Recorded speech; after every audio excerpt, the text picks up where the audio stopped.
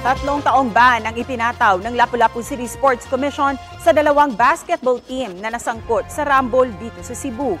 Ayon kay Lapu-Lapu City Sports Commissioner Vince Carungay, pagmumultahin din ang 2 koponan ng tig 15,000 piso.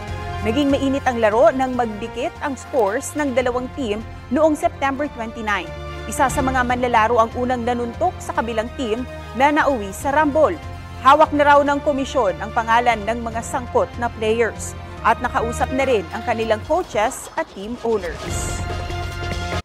Kapuso, para sa mga maiinit na balita, mag-subscribe sa GMA Integrated News sa YouTube.